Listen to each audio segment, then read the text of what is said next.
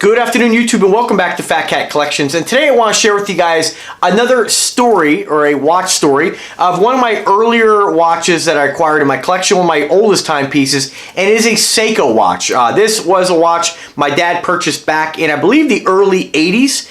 It was a watch he wore for quite some time until the band actually broke, and they had kind of a defective system in this where you couldn't get the band back on. So rather than ever get it fixed, we were growing up as kids, my dad was never really into wearing a watch. At a later date, like now, he tends to like to wear his Casio G-Shock and the Neymar watch that I got him. And I got him a couple other watches over the years. And you know, he's not fanatical about watches like I am, although he did turn me on to Android, which is now the renamed Aragon watch company. So thanks, Dad. Great company, love their product. And I wanted to share with you guys this watch. This was a watch, again, he bought in the early 80s.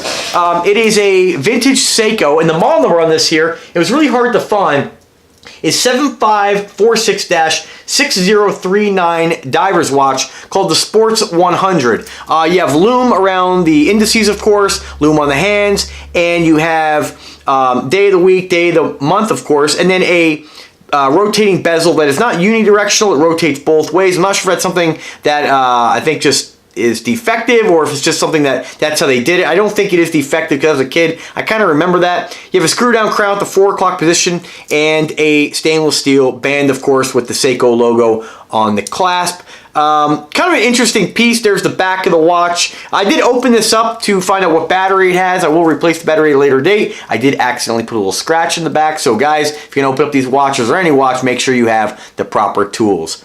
But I love being able to have watches like this in my collection, because I remember as a kid opening up my dad's dresser drawer at back in the early 80s, and seeing this watch and always kind of playing with it, and it was defective. So, he never really wore it anymore after that. And this watch kind of became, or I had this watch fixed when, probably in my early 20s, maybe 20 to 24, I really started getting involved in watches and wearing a lot of the hip-hop watches and the hip-hop jewelry, of course. And, I wanted to add another watch to my collection. I said, gosh, I wonder if my dad still has that Seiko watch. And I always remember Seiko being a good name, although I always argue with a lot of people online about quality, and everybody has their own different opinions. Although INVICTA is one of my favorite watches, I love all watches. And that's why I am such a, I'm a very open-minded collector when it comes to watches. I don't have to own, a high-end luxury timepiece and then bash on every other brand. I think Seiko makes a great brand. There's lots of Seikos I'd love to get, but every time I want to get one, there's always another watch that kind of jumps ahead of them. And just because their watches aren't big, and that's the thing, a lot of their watches, this is a 38mm watch, so it is a small watch. And again, in that time, that's pretty much what the standard wristwatch size is, 38. And a lot of what I would call traditionalists, guys who don't like big watches, that's kind of like their max. There's lots of guys on there who I refer to a lot of them as trolls. Very over-opinionated and nasty human beings, the way they review and the way they bash other brands, thinking that their opinions are like we should bow down because they don't think that anything over a 38 is proper or looks ridiculous. I think a watch this small looks ridiculous. It's like what I would consider a little girl wearing. But still, all joking aside, it's still a cool watch to have in my collection. It comes from a time where 38mm was the size watches, and as you see throughout history now, as time goes on, watches are getting bigger and bigger. And really, you don't see a lot of watches now under 47. And everybody's got to have their own opinion on what they like, and that's totally fine. But I just still wanted to share this with you guys because it's really cool to have something this old in my collection with the story. It's my dad. It's very meaningful to me just that I have this. And getting back to when I had this watch repaired, I had a jeweler drill out the band, and it was the only way they could reattach the band to the watch. I forget specifically what the issue was with the pin system on this. Either the pins were gone or whatever the reasoning was, this was the best way he devised to fix it. What he did was he drilled the band completely through on both sides, and he put a tension pin all the way through. So it allowed him to attach the band back on the watch, not in the factory way, but in a way where it was still wearable, and if I ever want to throw this on the wrist and wear it, I can. And I do every now and then. Even when I had it fixed, I didn't wear it all that much because I was starting to get involved in the larger watches, like the Jacobin companies, like some of your Breitlings. Those guys were kind of ahead of their time when it came to large watches. And then, INVICTA came along and blew them out of the water with the whole size thing. And Diesel was early on with the big watch thing too, and then Nixon, and then after that, it just seems like Invicta just, I mean, they were like, all right, enough is enough, bang, we're taking over, and they make some enormous timepieces, as you guys know.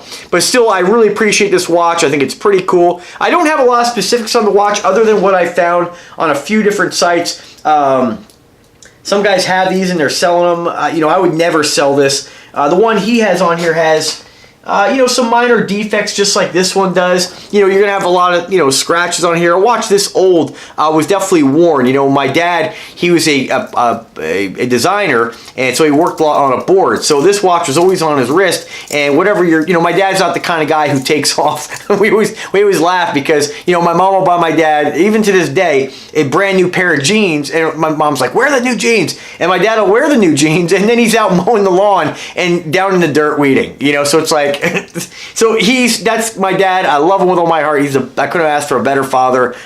He's amazing, and I love him. And you know, so this was definitely a watch that when he put it on his wrist, he probably never took it off, and I'm surprised it's not scratched more. I mean, but pretty awesome. Great piece, great story. I love having it in my collection, and I just wanted to share that with you guys, to just share with sort of a vlog, my journey of collecting. And these aren't coming out in any specific order. It's kind of too hard once you get up to probably like the 2004 and 5 exactly, because now there's so many watches I have. I don't really remember when, you know, which came first. I kind of give you guys an idea, but nonetheless, you're gonna get to see all of them. So let me go ahead and throw it on the wrist like I always do. I have a 7-inch wrist. I'm about 5'7½", and I weigh about 170 pounds. And so naturally, this is what a 38mm watch looks like on me. Definitely not a watch that's going to get compliments or noticed unless you're a vintage Seiko collector or you're a vintage watch collector. You might notice this and say, man, you know, that's pretty cool. But that's the neat thing about watches, that there's always somebody out there who might recognize what you have on your wrist. Again, you know, nowadays everybody has a phone, so I think the whole passion of people wearing watches, the whole, I guess, idea of people wearing watches. I don't think a lot of guys wear watches anymore like they traditionally did. But, I mean, still check that out. Still a very modern watch. You got to remember, this is coming out in the early 80s. And it does have that kind of early 80s, kind of like I would consider almost like a techno kind of look. It's like we're coming to the 80s. We're coming into, you know, the time of the VHS player and television. Well, televisions came out long before that, but you know, I remember, you know, TVs back in the 80s and the early Nintendos and the Atari systems, and just I don't know, the tech thing kind of starting to brew, and pretty awesome. I mean, this thing, you know, just reminds me of sitting in the living room with my dad, listening to Lionel Richie, and you know, playing you know, Lionel Richie on the record player on some acoustic research, you know, speakers on the JVC receiver. I just remember it so vividly. It's pretty amazing. So, guys, thanks for watching. I do appreciate you taking the time to listen to my story and watch the video. If you like the content, subscribe to the channel, click the bell to be notified anytime I upload a new video. I always refer you to links for watching in the description, but you're not really going to find this. And if you are looking for a vintage piece, you might find something like this out there. eBay is a great resource. I will put a link regardless in the description for a link to Seiko watches, where you can check them out. If you haven't checked out Seiko, they're a great brand too. I've been always trying to work with different sellers, trying to work a deal where I can start to review those as well, because, you know, frankly, I love Invicta, I love Aragon, but there are some really cool Seikos I would not mind getting in my collection. Sometimes when you see me argue with people online, it's not that I don't like Seiko or Rolex, it's just, I come back at folks when they bash on brands like Invicta, because let me tell you, when you look at these watches side by side, the Invicta quality, it's on point with any Seiko any day of the week. Not the Grand Seiko, but, and again, that you'd have to really appreciate what went into making that watch.